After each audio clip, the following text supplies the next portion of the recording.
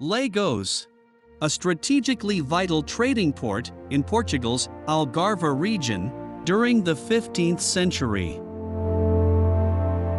Situated along the southern coast of Portugal, this charming city captivated us from the moment we arrived. It was the first major stop of our 40-day adventure through Portugal and Spain. Today, Lagos is a popular, beautiful tourist destination. The city boasts incredible beaches, enchanting sea caves, We park here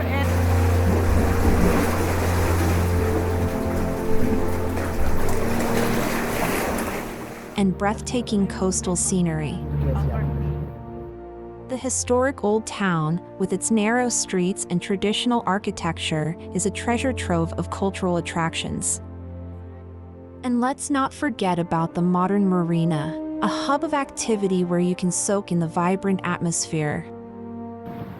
While we now relish Lagos' beauty, it has been a place of struggle and sorrow for many throughout history. Wars, conflicts, and the passage of time have left their marks on this idyllic spot. As we wander through the streets and soak up the sun on the beaches, it's essential to remember that Lagos holds a poignant past filled with bloodshed and sorrow. So, join us as we unravel the layers of Lagos, its beauty and its sorrow. Let's discover the soul of this captivating city that has so much to offer. Lagos has been a magnet for conquerors throughout history for its strategic important position. From Romans to Moors and even Barbary pirates, this city has faced its fair share of invasions. Let's explore the story behind these conquerors and the impact they had on the people of Lagos. It all began with the Romans, who recognized the strategic value of Lagos and built the first town walls to protect it. These walls, designed to fend off external threats, were later reinforced by the Arabs and Christians to safeguard Lagos from the raids by Barbary pirates and Spain. The clashes between the Romans, Moors, Barbary pirates, and Spain caused great turmoil and brought bloodshed and sorrow to the residents of Lagos, leaving scars on the city's history. But despite the hardships, Lagos endured. Today, we can still witness the remnants of that tumultuous past. Part of Lagos is encircled by the city walls constructed in the 16th century. These walls, standing as silent witnesses to history, tell stories of bravery and resilience. Within these ancient walls lies a treasure, a manuline window. This window holds a poignant tale. It was through this very window that King Dom Sebastio addressed the townsfolk in 1578, shortly before his fateful departure to the battlefield in Morocco, where he would meet his untimely end. The echoes of history resonate in modern Lagos. While the city has expanded beyond the confines of these ancient walls, their presence stands as a reminder of the struggles and triumphs that shaped this charming city. And there you have it, the captivating tale of Lagos. A city marked by invasions, fortified by walls, and resilient in the face of adversity. Fortaleza de Ponta de Bandeira, a fortress built at the confluence of the Bensafram River and the Atlantic Ocean. It was strategically positioned near the city walls to protect the river quays and safeguard the southeastern and eastern sides of the city walls. It was one of the most advanced military structures in the Algarve at the time of construction. Designed for artillery battles, the fortress boasted a regular square-shaped layout and featured thick walls on the sides facing the ocean. The building was partially surrounded by a moat and had only one entrance, which was accessed through a drawbridge.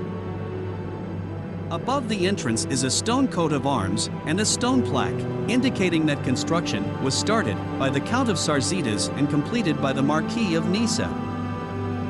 The Fortaleza de Ponta de Bandeira stands as a testament to the history of conflict in the region and the architectural brilliance of its time as well. In front of us is a building which was the first slave trade market in Europe, established in 1444. Today, it is the Slave Museum, educating the public about the horror of slave trading. In 1441, during the era of King Afonso IV, Portuguese explorer Nuno Tristão captured 12 enslaved Africans in Cabo Branco, in present-day Mauritania, and brought them back to Portugal. This event marked Portugal's involvement in the transatlantic slave trade.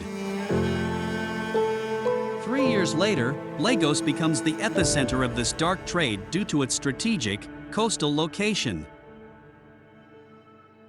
Over the next 4 centuries, Portuguese sailors and explorers contribute to the enslavement of more than 5 million Africans, forcibly transporting them not only to Portugal, but also its colonies in the American continent. Lagos played a pivotal role in this heartbreaking history, connecting Africa to the American continent and leaving a profound impact on the lives of millions. Just outside the museum stands the statue of Prince Infante de Enrique, commonly known as Prince Henry the Navigator. Although credited for his crucial role in European maritime discoveries and expansion, the prince also played a significant part in the Portuguese slave trade. He believed that the slave trade was a legitimate enterprise, a means to increase Portugal's wealth and power. 500 years after his death, in 1960, Portugal established his statue outside this ancient slave market. Despite his contributions to navigation, the statue outside the slave market serves as a reminder of the dark chapter in Portugal's past, and Portugal's willingness to acknowledge the consequences of their actions. Visiting this site is a somber experience, as it allows us to reflect on the horrors of the transatlantic slave trade and the profound impact it had on the lives of millions of people with sorrow and bloodshed. At the historical downtown is the glorious Baroque-style church of Santo Antonio, a national monument. The church was commissioned by the St. Anthony Military Brotherhood of Lagos. The Brotherhood, a group of soldiers who revered St. Anthony as the patron saint of the military, commissioned the church as a place of worship. The church was completed in 1707. Tragically, the catastrophic earthquake of 1755 wreaked havoc on the church, causing significant damage. The regiment commander, Hugo Beatty, initiated its restoration in 1769.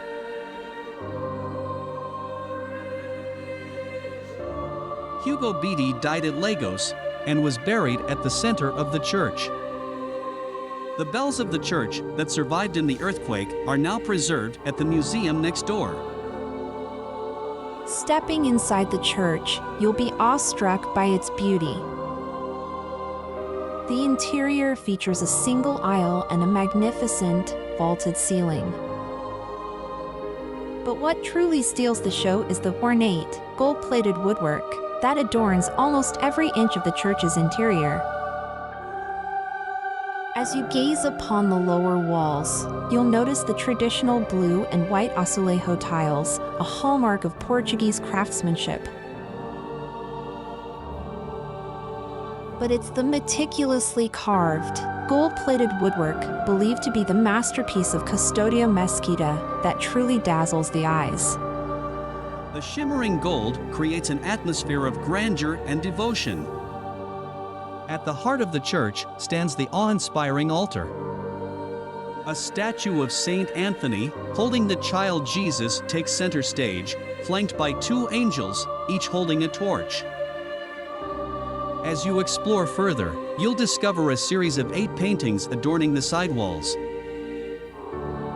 These masterpieces, created by the renowned artist J. Os Joaquim Rasquinho de Lul, depict scenes from the remarkable life of Saint Anthony of Lisbon. The church was a sanctuary where military personnel sought solace and blessings before embarking on long voyages.